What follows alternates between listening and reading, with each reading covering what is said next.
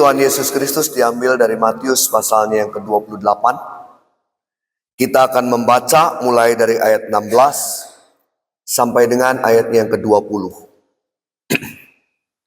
Matius 28 ayat 16 sampai 20. Ke-11 murid itu berangkat ke Galilea, ke bukit yang telah ditunjukkan Yesus kepada mereka. Ketika melihat Dia, mereka menyembahnya.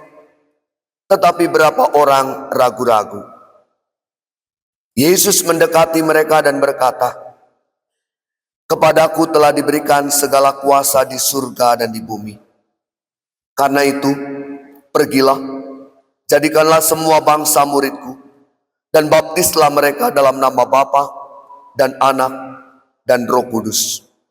Dan ajarlah mereka melakukan segala sesuatu yang telah kuperintahkan kepadamu.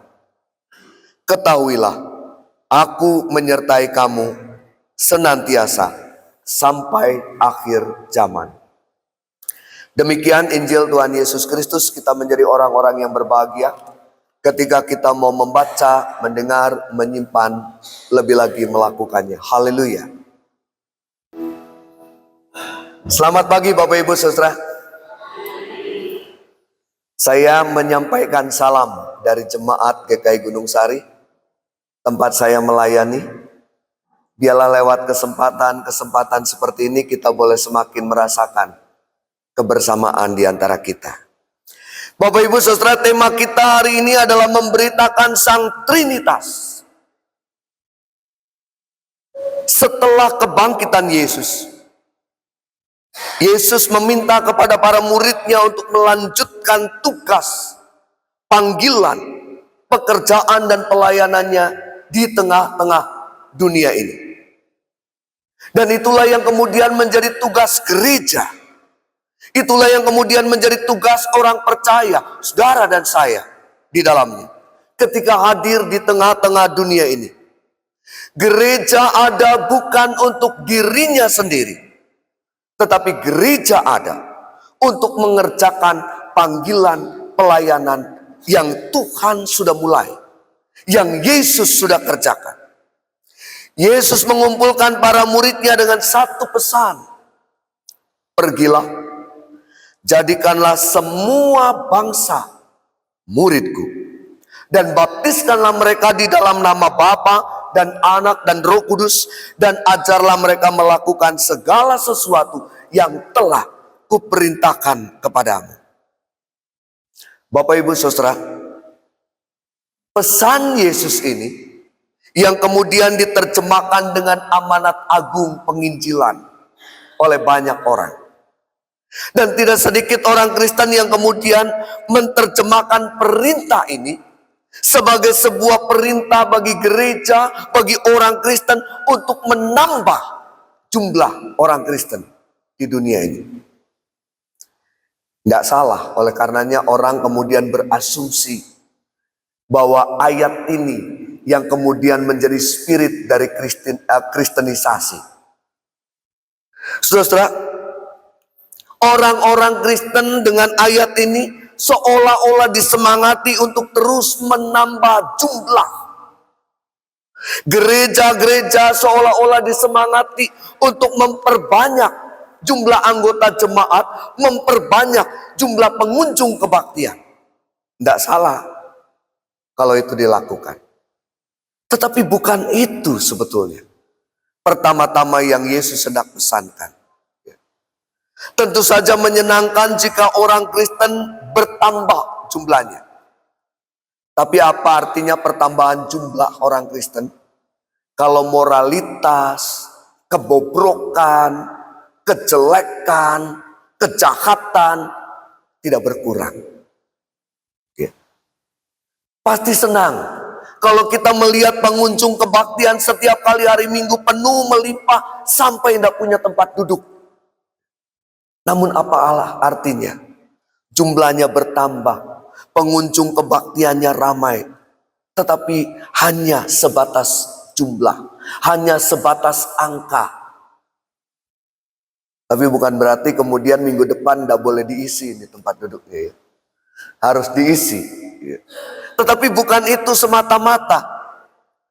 Apa artinya semuanya bertambah, jumlahnya tambah banyak, tetapi gereja sebagai sebuah komunitas yang hidup kemudian tidak dialami lagi, tidak dirasakan lagi. Apa artinya orang Kristen bertambah banyak kalau orang Kristen yang bertambah itu tidak tangguh, mudah menyerah, gampang menyerah? Yesus memberi pesan kepada para muridnya untuk menjadikan banyak orang menjadi murid Kristus. Menjadi murid Kristus tidak identik dengan menjadi orang Kristen. Karena pada kenyataannya tidak sedikit orang Kristen yang tidak mencerminkan kehidupan murid Kristus dalam kesehariannya. Menjadi murid lebih dari sekedar menjadi Kristen. Menjadi orang Kristen itu status. Tetapi menjadi murid itu adalah sesuatu yang eksistensial, sesuatu yang mendasar, sesuatu yang hakiki bagi orang yang memilikinya. Menjadi murid itu akan mempengaruhi kedirian orang tersebut secara utuh.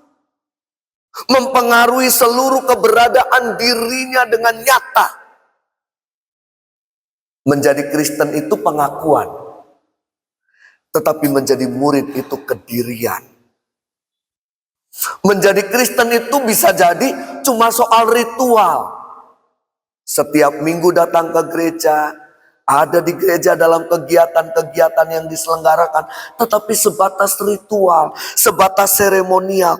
Tetapi menjadi murid adalah kesediaan melakukan kehendak Yesus dengan penuh kesadaran. Apapun konsekuensinya. Dan itu jauh lebih susah dari sekedar mengkristenkan.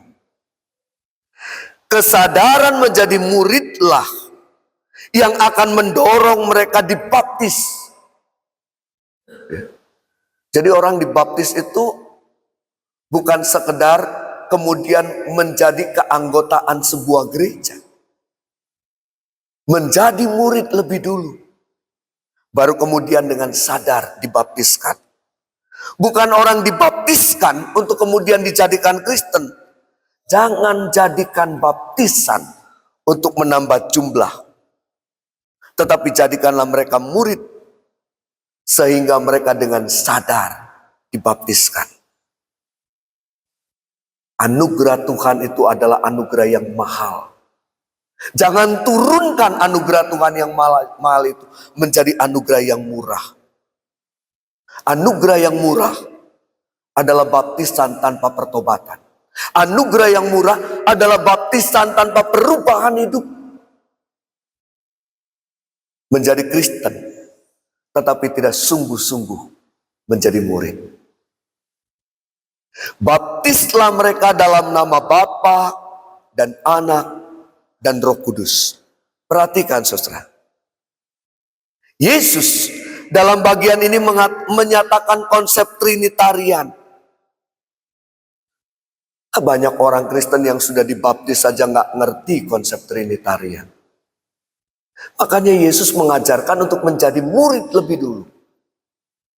Yang memahami dengan sungguh Allah Bapa, Anak, dan Roh Kudus. Allah Bapa adalah Allah, Allah Anak adalah Allah, Roh Kudus adalah Allah. Ketiganya sama, ketiganya sederajat. Tidak ada yang lebih tinggi, tidak ada yang lebih rendah.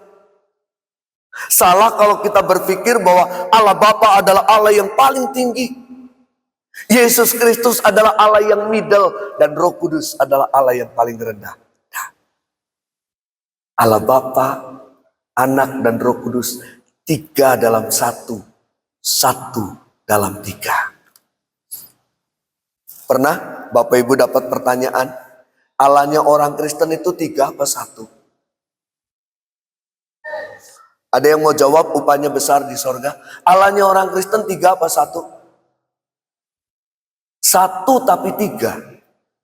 Tiga tapi satu. Kok bisa? Ya bisa wong Allah. Allah kan bebas-bebas saja. Dan itu yang mestinya dipahami. Itu sebabnya menjadi murid yang sungguh tidak pernah akan digoyangkan oleh ajaran-ajaran yang kemudian membuat orang berpikir ulang. Allah yang kita imani adalah Allah Trinitarian. Dan Allah Trinitarian itulah yang diberitakan oleh gereja. Allah Trinitarian. Leonardo Boff, seorang teolog, mengatakan itu adalah Allah persekutuan. Allah yang menyatukan, Allah yang mempersekutukan setiap orang yang mengaku menjadi murid Kristus. Bukan sekedar menjadi orang Kristen. Dalam pembacaan pertama, diungkapkan bagaimana kehidupan jemaat diajak sehati sepikir dalam Tuhan.